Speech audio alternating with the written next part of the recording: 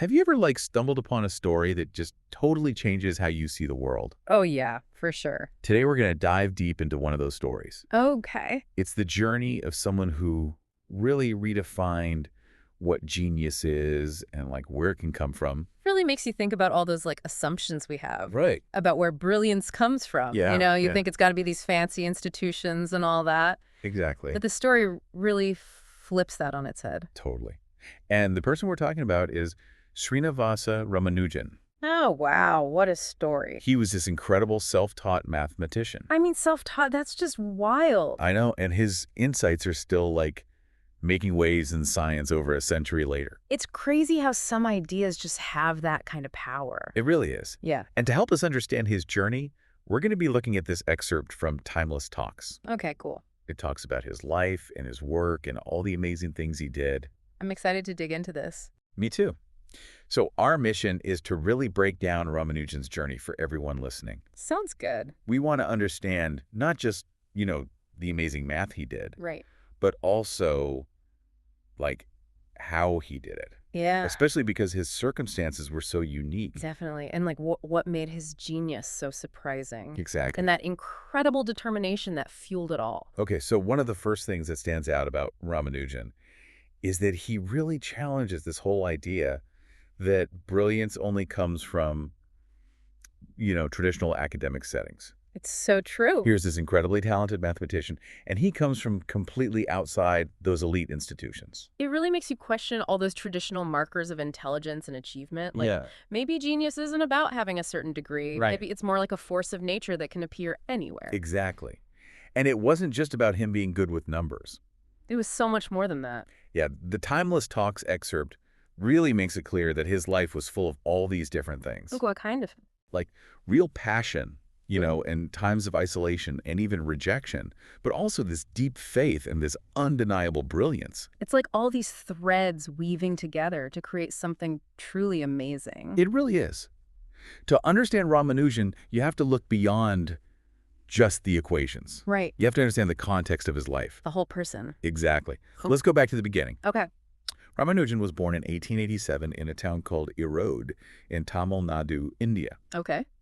His family was pretty modest Brahmin family. Got it. His father worked in a sari shop, and his mother was really religious.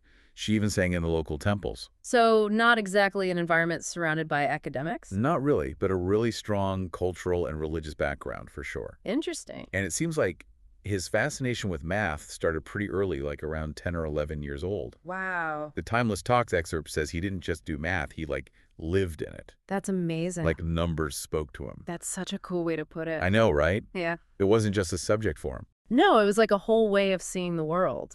Right, and this borrowed book, he got really changed things for him. What book was that? It was called A Synopsis of Elementary Results in Pure Mathematics. Okay.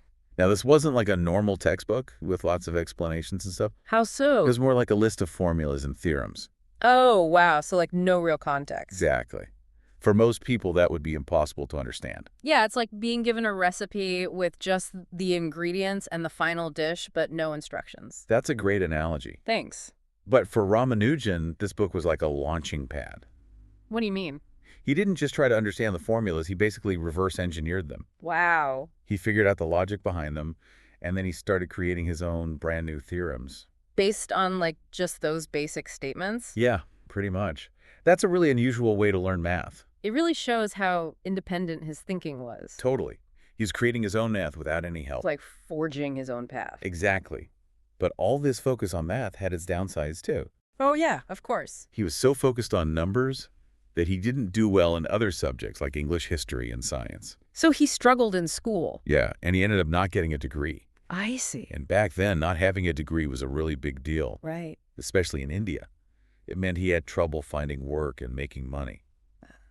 That's so tough to imagine. It is. He had all these amazing insights, but no one believed him or understood him. Because he didn't have that piece of paper. It's really sad when you think about it. It is. He was surrounded by people who just couldn't grasp what he was doing. Right. But even without any encouragement, he kept going.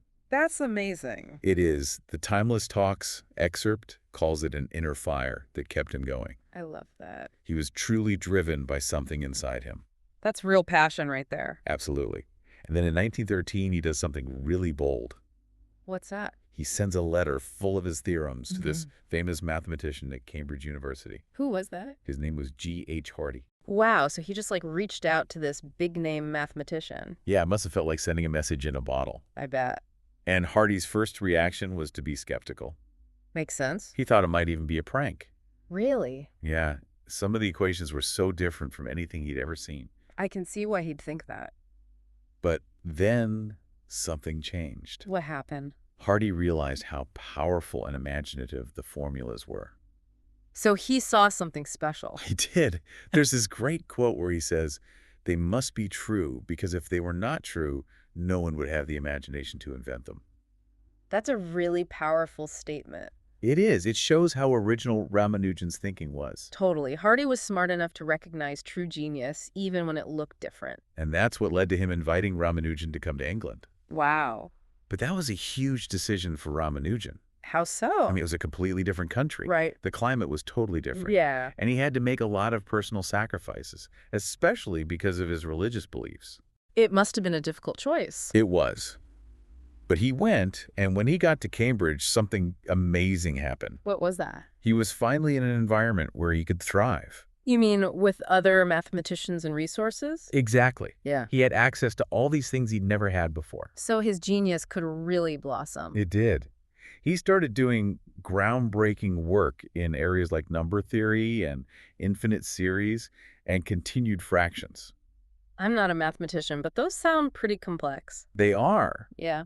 And he was coming up with things that even experienced mathematicians were amazed by. His intuition must have been incredible. It was. He could see these connections that no one else could. It's like he had a different way of seeing math. And he started getting recognition for his work. That's great. Yeah, when he was just 31, he was elected as a Fellow of the Royal Society.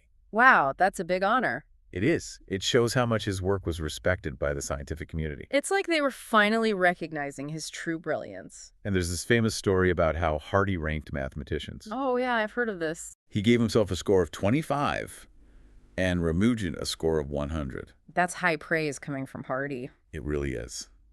It shows how much he admired Ramanujan's abilities. Amazing. But sadly, all this success was overshadowed by Ramanujan's declining health. Oh, no. The English climate wasn't good for him. Right. Plus, he probably wasn't eating the right foods, and he was under a lot of stress. I can see how that would take a toll. Yeah, it did. He went back to India in 1919, but he passed away just a year later. Oh, wow. He was so young. He was only 32. It's such a tragedy. It is. He had so much more to give. Who knows what else he could have discovered. It's hard to imagine. Yeah. But even in his short life, he did so much. Yeah. He left behind over 900 formulas. Wow. That's incredible. It is. And many of them are still being proven correct today. It's like his work was ahead of its time. And it gets even more interesting. How so? Years after he died, one of his lost notebooks was found. Really? And the things in that notebook have had a huge impact on fields like physics. You mean like areas he wasn't even directly working in? Yeah, like black hole theory and string theory. That's mind-blowing. It is. It shows how connected math is to everything else. And how timeless Ramanujan's ideas were. Exactly. Oh. So the Timeless Talks excerpt talks about more than just his intelligence. Right. It also talks about his character, Okay. his perseverance, and his belief in the beauty of numbers. Even when people doubted him. Yeah, even when things were tough, he never gave up on his passion. That's so inspiring. I know. And he had this quote that really shows his unique perspective. What was it? He said, "An equation for me has no meaning unless it expresses a thought of God." Wow. It shows how deeply he connected math to something bigger than himself. Like a spiritual connection. Exactly. So if you're listening and you're ever feeling doubtful, Yeah. or like your own path isn't the right one, I've been there. I think we all have. Just remember Srinivasa Ramanujan. What a story. Right. He had no degree, no fancy connections, no prestige when he started. Just raw talent. Yeah. An incredible grit and this deep faith in what he was doing. It's a good reminder that those things are more important than any credential. Absolutely. Yeah. And in the end, what defined him was his incredible mind.